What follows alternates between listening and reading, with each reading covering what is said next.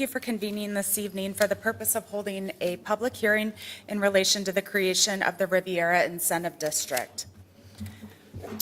Authorized by Ohio Revised Code Section 5709.40C, this is the only TIF that can be used to capture incremental value from owner-occupied housing. Like other TIFs, the service payments generated on the incremental value are used to finance public improvements, which are identified in the TIF ordinance.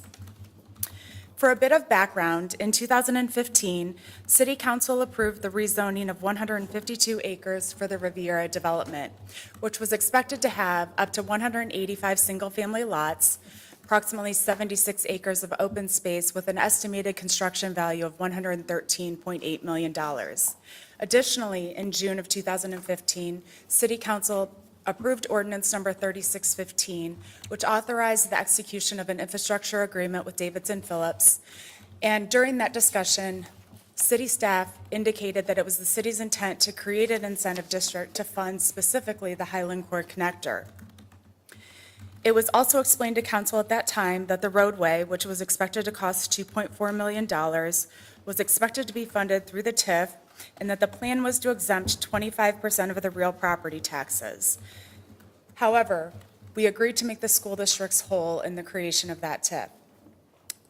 For your consideration this evening will be ordinance number 2917 that is on for first reading, and that actually establishes the tax increment financing district, also known as the Riviera Incentive District. And as we indicated back in June of 2015, the ordinance that will be in front of you for consideration makes the school districts whole, only identifies the Highland Croy Connector is the one public improvement that is to be funded through the TIF, exempts only 25% of the improvements, and maximizes that the amount, or puts in place that the maximum amount of time that this TIF can be in place is 10 years, or when the Highland Croy Connector is funded, whichever comes earlier. So in no circumstance can this TIF extend beyond 10 years. The proposed development is located along Highland Croy, where the former Riviera Golf Club was located.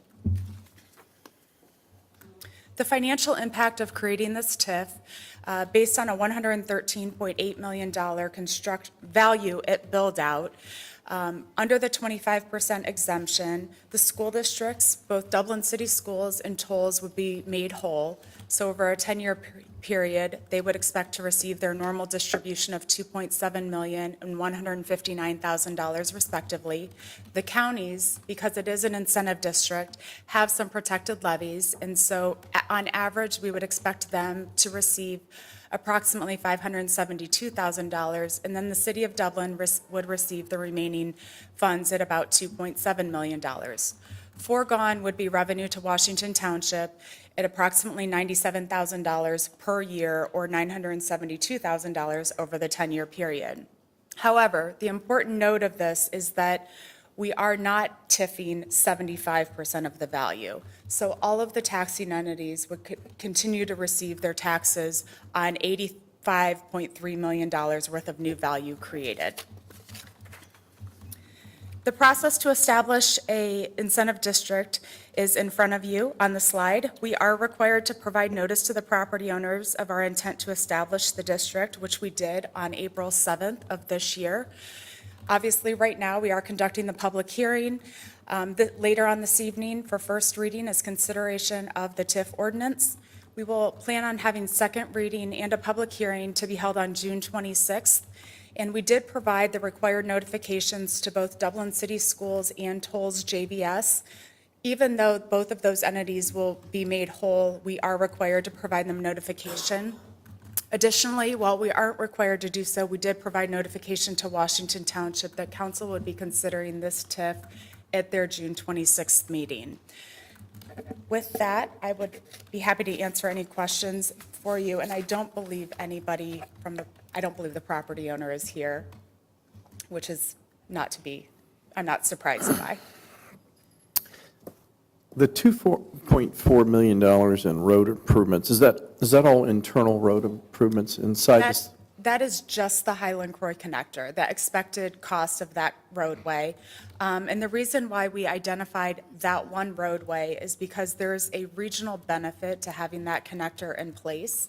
So we felt at the time, when this infrastructure agreement was executed with Davidson Phillips, that a TIF, an underlying TIF to fund that particular roadway was the most appropriate way to fund it.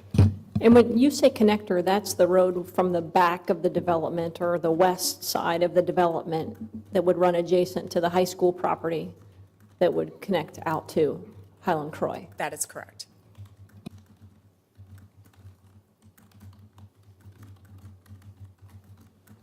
So how often have we done this this is basically a residential TIF in a way?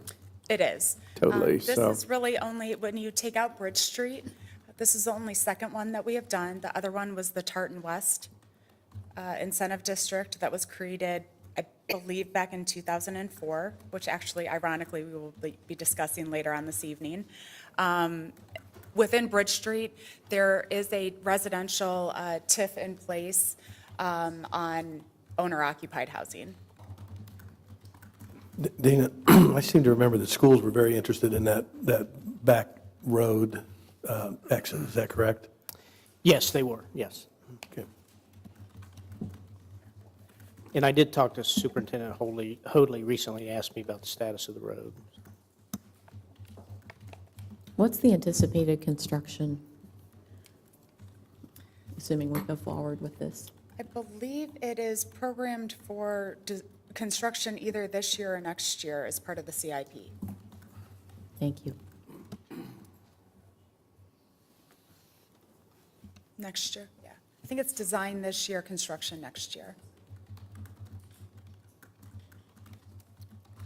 Thank Any other you. questions? Guess that's it. Thanks, Angel. We'll stand, I guess we didn't reconvene. I guess we'll just see at 7. Anybody needs to take a break, yeah.